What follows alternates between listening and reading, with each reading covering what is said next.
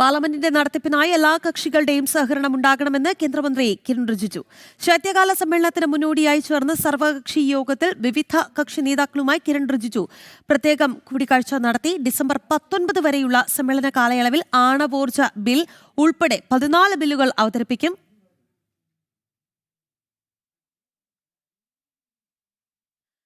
ശൈത്യകാല സമ്മേളനത്തിന് തുടക്കമാവുകയാണ്. ഇന്ന് സർവകക്ഷി യോഗം ചേർന്നിരുന്നു. എന്തായാലും പാർലമെന്റിന്റെ നടത്തിപ്പിനായി എല്ലാ കക്ഷികളുടെയും സഹകരണം ഉണ്ടാകണമെന്ന അഭ്യർത്ഥനയാണ് കേന്ദ്രമന്ത്രി കിരൺ റിജിജു നടത്തിയിരിക്കുന്നത്. ശൈത്യകാല സമ്മേളനത്തിന് മുന്നോടിയായി ചേർന്ന സർവകക്ഷി യോഗത്തിലായിരുന്നു വിവിധ കക്ഷികളുടെ നേതാക്കളുമായി കൂടിക്കാഴ്ച നടത്തിയതും. നമുക്ക് ജിഷ്ണു കൃഷ്ണനിലേക്ക് പോകാം. ജിഷ്ണു, ശൈത്യകാല സമ്മേളനത്തിന് മുന്നോടിയായി നടന്ന സർവകക്ഷി യോഗം പറയൂ ജിഷ്ണു, ഈ സർവകക്ഷി യോഗം അവസാനിച്ചിട്ടുണ്ടോ? എന്താണ് അവിടെ നിന്ന് ലഭിക്കുന്ന അപ്ഡേറ്റ്?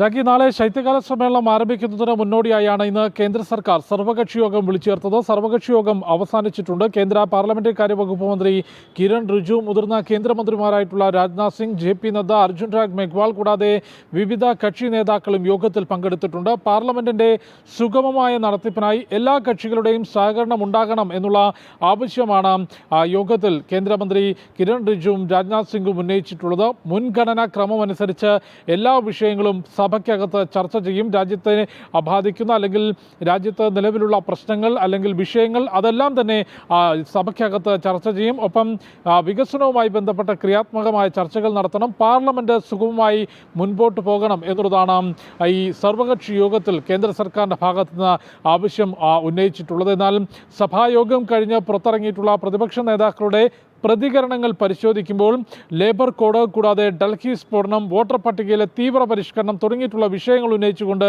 പാർലമെന്റ് സമ്മേളനത്തിൽ പ്രതിഷേധിക്കാൻ തന്നെയാണ് പ്രതിപക്ഷം ഒരുങ്ങുന്നത്. കഴിഞ്ഞ കുറച്ചു കാലങ്ങളായി സഭാ സമ്മേളനം പരിശോധിക്കുമ്പോൾ പാർലമെന്റ് നടപടികൾ വിവിധ വിഷയങ്ങൾ ഉന്നയിച്ചുകൊണ്ട് തുടർച്ചയായി തടസ്സപ്പെടുത്തുന്ന സമീപനമാണ് പ്രതിപക്ഷം സ്വീകരിച്ചത്. യാതൊരു തരത്തിലും ക്രിയാത്മകമായ ചർച്ചകൾക്ക് വഴിവെക്കാതെ ചർച്ച വേണമെന്ന് ആവശ്യപ്പെടും. ചർച്ചയ്ക്കുള്ള അവസരമൊരുങ്ങുമ്പോൾ പാർലമെന്റ് ബഹിഷ്കരിച്ച് പുറത്തു പോകുന്ന ഒരു നിലപാടാണ് പ്രതിപക്ഷം തുടർച്ചയായി സ്വീകരിക്കുന്നത്. അതിന് സമാനമായ നിലപാട് ഈ സഭാ സമ്മേളനത്തിലും സ്വീകരിക്കുമെന്ന സൂചനയാണ് വിവിധ പ്രതിപക്ഷ കക്ഷി നേതാക്കൾ ഉന്നയിച്ചിട്ടുള്ളത്. ഒപ്പം കേന്ദ്ര പാർലമെന്റ് കാര്യ വകുപ്പ് മന്ത്രി കിരൺ റിജിജു വിവിധ കക്ഷി നേതാക്കളുമായി പ്രത്യേകം കൂടിക്കാഴ്ച നടത്തിയിട്ടുണ്ട്. സഭാ സമ്മേളനത്തിൻ്റെ സുഗമമായ നടത്തിപ്പിന് സഹകരണം ആവശ്യപ്പെട്ടുകൊണ്ടാണ് കിരൺ റിജിജു കൂടിക്കാഴ്ച നടത്തിയിട്ടുള്ളത്. നാളെ 11 മണിക്ക് സഭ ആരംഭിക്കും.